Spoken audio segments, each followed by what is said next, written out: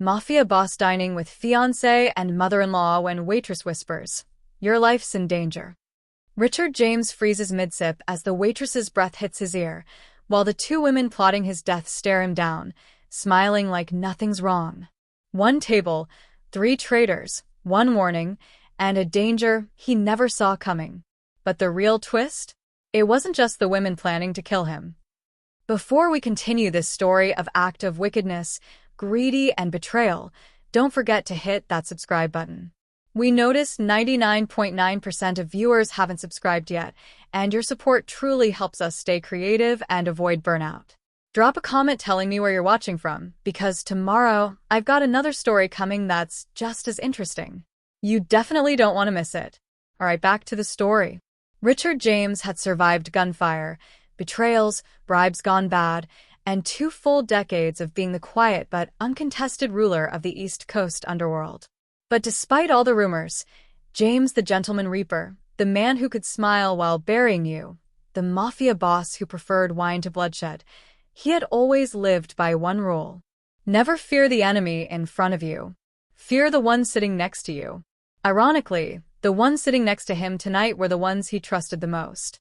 Clarissa Davenport, his breathtaking fiancée, wore a sky-blue dress that shimmered whenever she moved. Her dark skin glowed softly in the warm restaurant lights, and her smile looked capable of selling dreams wrapped in innocence. But the truth? Clarissa had a heart that could out-cold a morgue. She wasn't born dangerous, but she had studied it like a second language.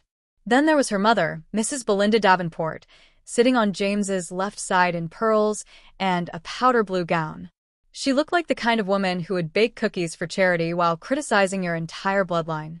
Behind those delicate earrings and polite nods lived a mind sharp enough to cut glass, and a soul that had buried 3 husbands who all died peacefully in their sleep. Peacefully, yes. Naturally, questionable. This rooftop restaurant, Lux Meridian, was Clarissa's idea of the perfect romantic dinner. A celebration, a symbolic toast to the wedding 6 weeks away. A quiet, intimate night with stunning views of the city. Or so James believed. But for the 2 women sitting with him, this evening was not about romance. It was about inheritance. Clarissa wanted freedom, from danger, from James's enemies, from the mafia life she pretended to be comfortable with. Her mother wanted financial security that would last long after Clarissa got bored of husband number 1. They had spent 3 months crafting tonight's plan. The poison wasn't violent, it was elegant. Swift. A tasteless drop in his champagne. He would simply collapse, and the narrative would be that the pressure of leadership, or maybe an old, undiagnosed condition, had taken him earlier than expected. Clarissa would cry. Mrs. Davenport would faint. Headlines would talk about a tragedy, not a murder. They even rehearsed reactions in the mirror. But what they had not rehearsed was the waitress. Lena. She was a gentle-voiced, sharp-eyed young woman who paid attention the way detectives do. She didn't mean to eavesdrop. She simply walked into the staff corridor at the same moment Mrs. Davenport pulled out the vial and said, "Just 1 drop. He won't feel a thing." Lena froze.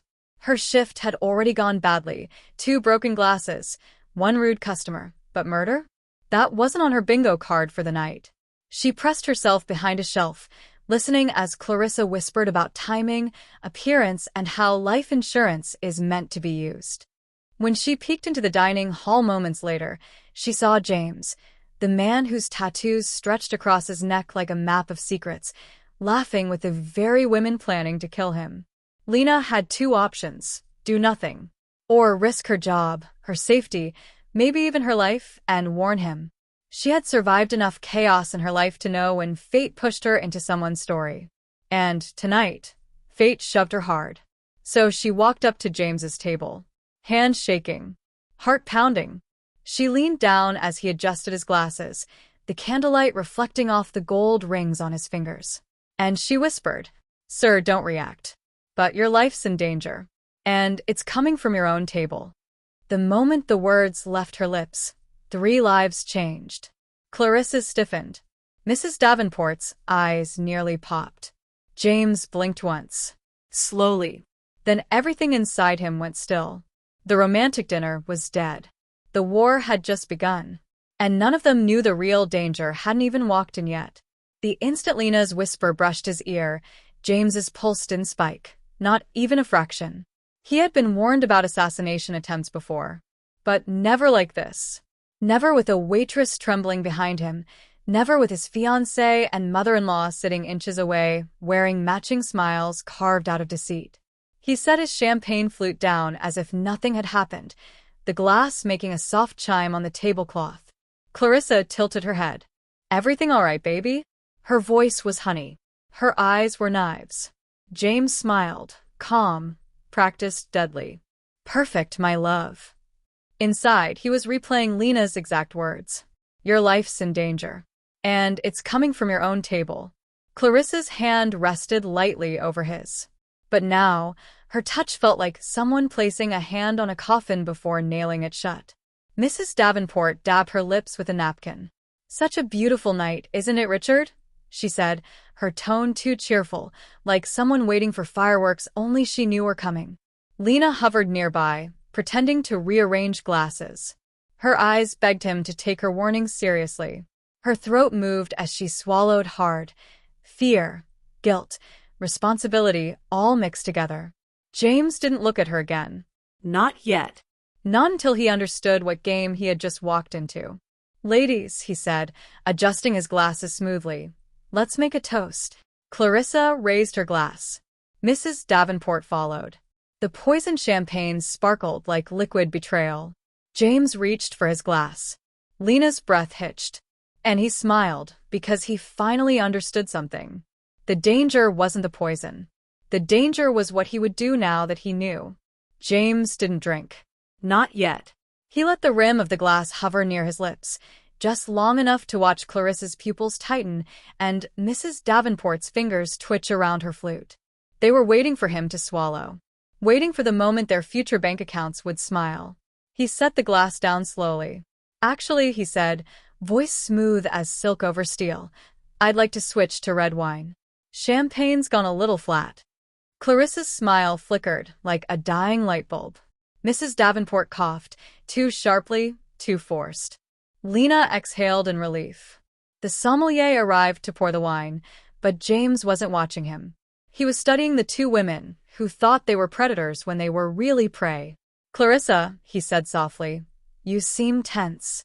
Something on your mind?" She blinked. "Tense? No, baby, just happy." But her hand trembled beneath the table. Mrs. Davenport jumped in, voice sugary. "Richard, darling, she's just excited about the wedding. Big emotions." He leaned back. "Emotions can be fatal, you know." Both women froze. Then, without warning, the restaurant doors slammed open. 6 armed men stepped inside, silent, coordinated, dressed in black. Their leader's eyes locked onto James. But his words weren't meant for him. "Clarissa Davenport," he growled, "you're coming with us." Clarissa's breath hitched, so sharply it sounded like a gasp swallowed by fear. Mrs. Davenport clutched her pearls, an instinct she developed from years of dramatic fainting, but never actual danger. Lena ducked behind James's chair, whispering, God, this is above my pay grade." James didn't move. Not a blink. Not a twitch. Only his eyes shifted, cold, calculating, already pulling the puzzle apart. The men weren't aiming at him. They weren't even glancing his way. Their rifles were locked entirely on Clarissa. Clarissa tried to sit taller, to find the dignity of an innocent woman, but it slid off her like cheap makeup in the rain. I don't know these people," she stammered. The leader snorted. "Really? Because your ex-husband sends his regards." Mrs. Davenport's jaw dropped. "You were married?" Clarissa groaned. "Mother, now is not the time." James raised an eyebrow. "No, actually, it's exactly the time." The leader jerked his chin. 2 men moved closer. Clarissa panicked. "James, baby, help me." "For a woman who planned to kill me 20 minutes ago," he replied calmly, "you're awfully comfortable asking for my protection." Her face crumpled. "It was my mother's idea." Mrs. Davenport slapped her arm. "Liar. You wanted his life insurance and you know it." The assassins glanced at each other, confused, clearly unprepared for a family therapy session mid-kidnapping. James finally stood, adjusting his suit with deliberate ease. "Gentlemen," he said, "I don't share a table with cowards. But you're interrupting my dinner." The leader scoffed. "We didn't come for you." "I know," James murmured. "That's why this will be very short." He snapped his fingers. From the shadows between the pillars, his men emerged, silent, armed, and far more dangerous. "Now," James said softly, eyes on Clarissa, "tell me what exactly your ex thinks you did to him." Clarissa's eyes darted wildly, cornered by gunmen on one side and James's icy stare on the other. Her voice cracked. "Fine. I tried to poison him, but it wasn't even lethal, just persuasive." "Persuasive?" Lena whispered. "Sis, that's not skincare. That's attempted murder." Mrs. Davenport groaned into her hands. "You disgrace this family, poorly, I might add." The armed men tightened their grip on Clarissa's arms. James raised a hand, and they froze, not out of loyalty, but out of fear of the man who commanded shadows. "You poisoned him," James said, "and now you tried to poison me. Clarissa, you really have a hobby." She trembled. "James, I can change." "No," he cut in softly. "You just got caught." At his nod, his bodyguards surrounded the kidnappers, weapons raised. The leader snarled, but James stepped closer. "Let her go," he said coldly. "She belongs to me now for answers." Chaos erupted the moment Clarissa was released. She bolted, straight into a marble column, staggering like karma slapped her personally. James didn't chase. He simply watched, amused, as she scrambled backward. The kidnappers lunged again, but James's men moved faster, disarming them with the efficiency of men who practiced this before breakfast. Clarissa crawled to James's shoes, mascara streaking. "Please spare me." James crouched, gripping her chin lightly. "Spare you?" "Clarissa, I haven't even started." Mrs. Davenport fainted again, this time convincingly. Lena whispered, "Damn, this dinner didn't just go left. It relocated." James stood. "Clarissa, talk. Who else is involved?" Clarissa's breathing turned ragged as James's question sliced through her last ounce of composure. Okay. "There's someone else," she choked out. "A banker. Lionel Graves. He handled your accounts. He promised we'd split everything after your accident." James's eyes narrowed. A traitor in his inner circle. Now that was interesting. Mrs. Davenport popped up from her faint like a malfunctioning toaster. "Clarissa, you partnered with a banker?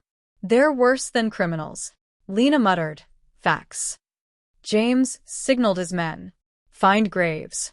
Quietly. Then he leaned down to Clarissa. "You tried to bury me, sweetheart. But you forgot I dig faster." Clarissa broke entirely, sobbing into her trembling hands. James didn't pity her. He studied her, as if decoding a puzzle that thought it was clever. "He's leaving town tonight," she whispered. "Graves," he said once you were gone. "We disappear to Mexico." James almost smiled. "Mexico? With my money? Cute." His men received his silent signal and slipped out like ghosts. Mrs. Davenport whispered, "Richard, what will you do now?" James rose, adjusting his cufflinks. "End this. Permanently." News arrived fast. James's men cornered Lionel Graves at a private airstrip, suitcase full of stolen cash and panic dripping down his forehead. They dragged him back to the rooftop, throwing him at James's feet like spoiled luggage. Graves stuttered, "Richard, listen. I was manipulated. By amateurs?" James scoffed. "Embarrassing." Clarissa whimpered. Mrs. Davenport tried melting into the chair. James circled Graves slowly, voice low and lethal. "You tried to erase me. Now tell me, who else touched my money?" Graves cracked instantly. "No one else. It was just me. Please, Richard, I swear." James studied him for a long moment, then nodded to his men. They dragged Graves away to face consequences only whispered about in the underworld. Clarissa sobbed, reaching for James. "Forgive me, please." He stepped back. "Clarissa, I give mercy to the loyal. You were never that. Mrs. Davenport tried to speak. James silenced her with a look. Lena approached timidly. Are you okay, sir? James exhaled. Better than the people who tried me tonight. As dawn broke, he walked away, alive, unbroken, and in full control once. Lena stood alone on the rooftop after the chaos melted into silence. The broken champagne glass, the splattered wine, the overturned chair where Clarissa had collapsed, all of it looked like evidence from a nightmare she still wasn't sure she had woken up from. Workers whispered. Management panicked. The rooftop that once glowed with romantic lighting now felt like a battleground wearing a white tablecloth. And somewhere in the middle of it all, Richard James had simply walked away as though nearly being poisoned was just another Thursday night. Lena wrapped her arms around herself, shivering even though the wind was warm. She didn't regret warning him, but she understood something she didn't before. Saving a mafia boss doesn't make you a hero. It makes you part of his story, whether you want to be or not. Lena. The voice behind her was deep, controlled, dangerous in the way thunder is dangerous, beautiful, but loud enough to shake a life apart. She turned. Richard James stood there again. Not with bodyguards. Not with weapons. Not with fury. Just him. His suit jacket was off, slung casually over his shoulder, and the early dawn light cast long shadows across his jawline. He looked calm. Too calm. I thought you left, Lena said quietly. I did, he replied. But someone like me, we don't walk away from loose ends. Her stomach tightened. Loose ends. He stepped closer, slow enough that she never felt threatened, but fast enough that her pulse betrayed her nerves. You took a risk tonight, he said. A risk most people wouldn't take for a stranger. He studied her face like it was a puzzle he hadn't expected to find interesting. Why? He asked. Why warn me? The simple question carried weight, power, even. Lena swallowed. Because nobody deserves to die like that. Not even someone with a past like yours. A corner of his mouth tilted. Not a smile. Something older. People have died because of me, Richard said. Some would call this karma. And yet, Lena answered, you're still here. Which means destiny obviously disagrees. Richard blinked once. Slowly. As if no one had spoken to him that boldly in years.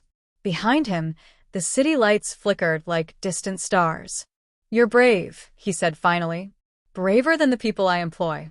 Braver than the woman who should have loved me. I'm not brave, Lena whispered. I was terrified. That's what makes it bravery. A moment passed. Then his expression shifted, less personal, more business. Lena tonight showed me something important. Anyone willing to betray me has already tried. And anyone willing to save me, his voice dropped lower, is someone I protect. She straightened. I don't want protection, Mr. James. I just want my life back. My normal. He stepped even closer. So close she could smell the subtle scent of his cologne, something sharp with hints of smoke and sandalwood.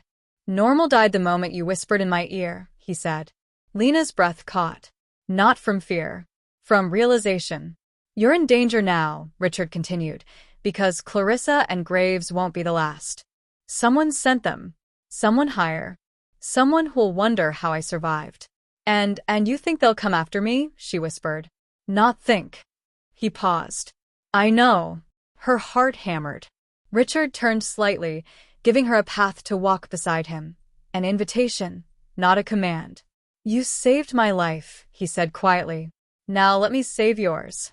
Lena hesitated. The restaurant, the city, her entire small, ordinary world, all of it lay behind her. Safe, familiar, predictable.